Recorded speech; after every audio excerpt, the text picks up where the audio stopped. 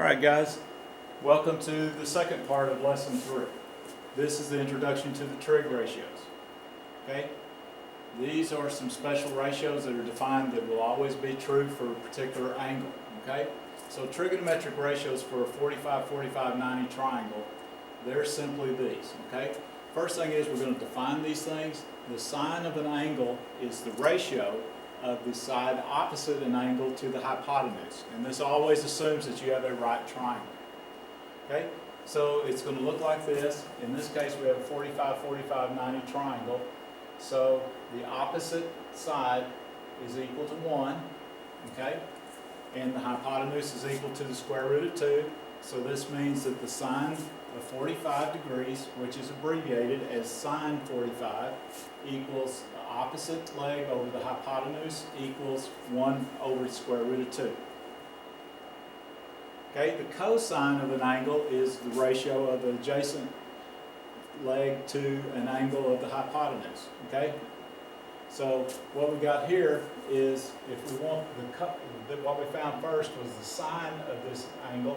What we want now is the cosine of the angle, which is going to take this leg and divide it by the hypotenuse. Okay, you notice the diagram here transferred it to this.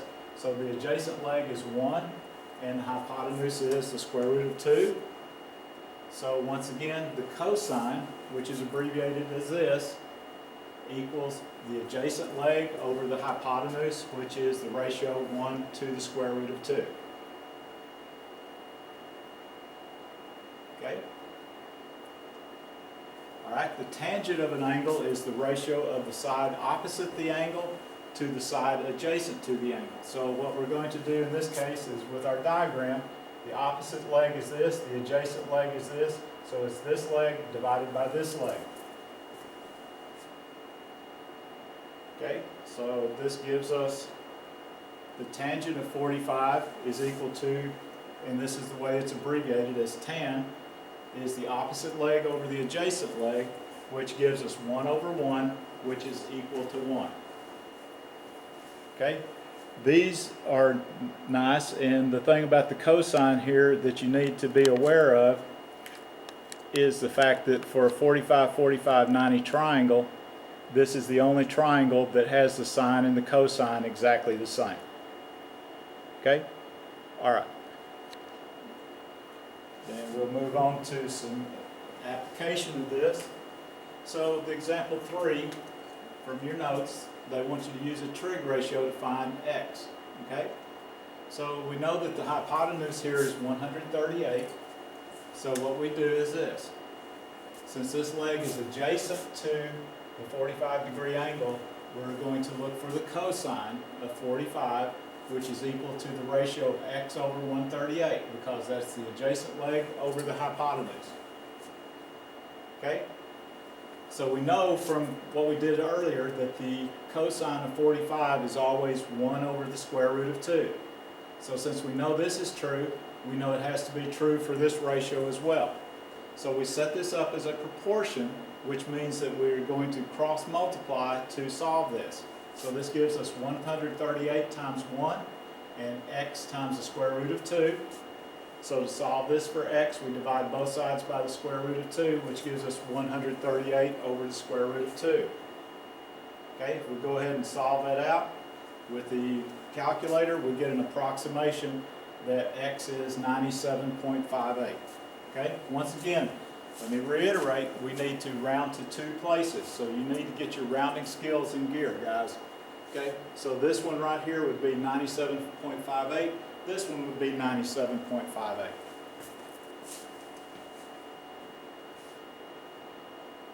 Okay, example 4. This time they want us to use the trig ratio again to find x. This time they're telling us the hypotenuse is 67. The difference between this one and the previous one is they wanted us to find the leg that's next to the angle. This time we want the leg that's opposite the angle, so this means we're going to use a different ratio, which in this case will be the sine. Okay? So the sine of 45 in this triangle is equal to x over 67, which is the opposite leg over the hypotenuse. Okay, once again we know that the sine ratio of 45 is 1 to the square root of 2. and that's equal to x to 67. So once again, we have a proportion, so we're going to cross multiply to solve for x. So 67 times 1 gives us 67. X times the square root of 2 gives us x square root of 2. Divide both sides by the square root of 2 gives us that x is equal to 67 over the square root of 2. To get the decimal equivalent, we come out with x is approximately 47.38. So that tells us that this leg is 47.38. Since it's a 45, 45, 90 triangle, we also know this leg is 47.38. Okay, example 5. This time they want us to find x using the trig ratio again. Notice this time they gave us a leg, they want us to find a leg. Okay, so the sine and the cosine both have the hypotenuse as part of the ratio. Since we do not have the hypotenuse, we're going to have to use the other function, which is a tangent function. Okay, so this tells us that the tangent of 45 is equal to x over 5 because it's the opposite leg over the adjacent leg. Okay, once we get this, we have 1, because that's the tangent of 45, is equal to x over 5. As we all remember, 1 can be represented as 1 over 1. So we cross multiply. This gives us x is equal to 5. So that means the other leg has to be 5.